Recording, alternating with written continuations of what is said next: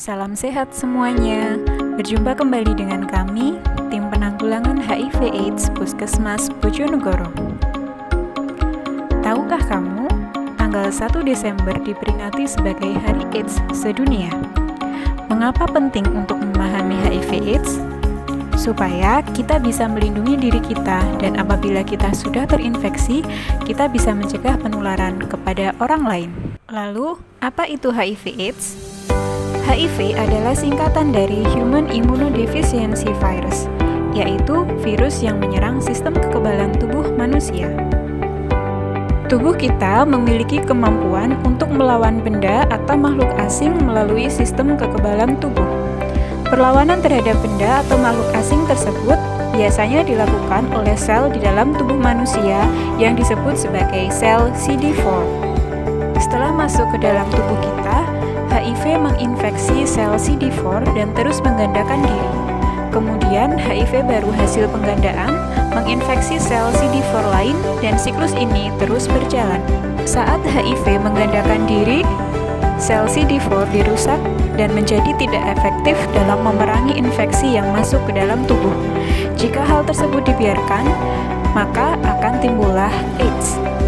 AIDS adalah Acquired Immunodeficiency Syndrome, yakni sekumpulan gejala penyakit yang muncul akibat menurunnya sistem kekebalan tubuh karena infeksi HIV. Orang dengan HIV seringkali dijauhi dan direndahkan. Terdapat stigma tertentu di mana orang yang mengidap HIV sama saja dengan divonis mati. Tetapi, apakah benar demikian?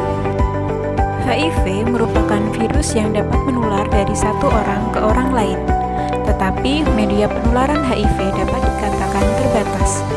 HIV hanya menular melalui 4 jenis cairan, yaitu darah, ASI, cairan sperma, dan cairan vagina. HIV bisa menular melalui kegiatan yang melibatkan 4 cairan tersebut.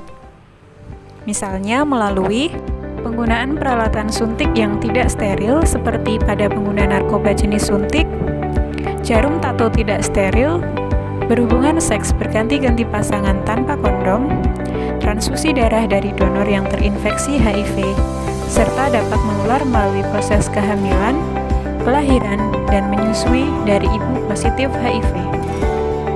HIV hanya dapat hidup di dalam tubuh manusia yang hidup dan hanya dapat bertahan beberapa saat saja di luar tubuh.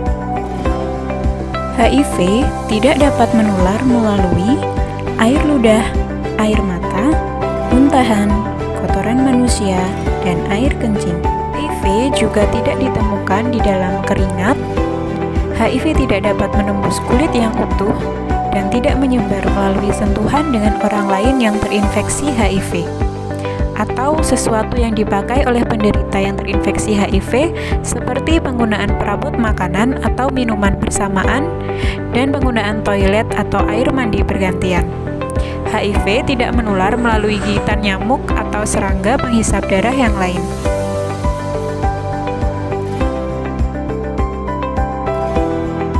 Belum ada kasus penularan HIV yang terjadi melalui kegiatan sehari-hari. Obat antiretroviral atau ARV sebagai pengobatan HIV saat ini tidak menyembuhkan penderita, namun mencegah pertumbuhan virus dalam tubuh. Dengan terkontrolnya jumlah, maka sistem kekebalan tubuh akan terlindungi dan menghindari perkembangan HIV menjadi AIDS. Sejak adanya obat ini, harapan hidup penderita HIV dapat menjadi sama dengan orang normal jika mereka terdiagnosis tepat waktu serta mengikuti pengobatan dan kontrol teratur. Pasangan yang positif HIV tidak langsung ditakdirkan memiliki anak yang positif HIV juga.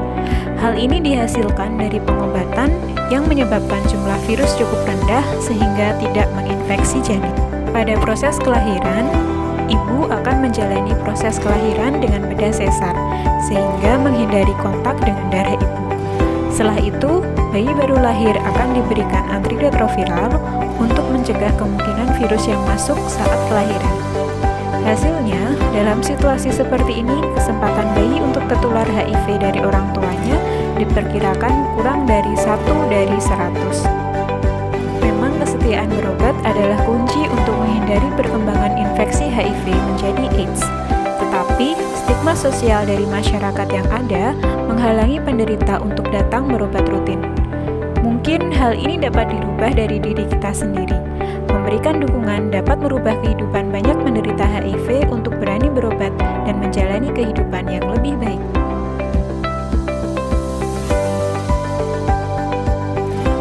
Bagaimana teman-teman? Sudah paham dengan penjelasan tadi? Bila ada pertanyaan, silakan hubungi kontak di bawah ini.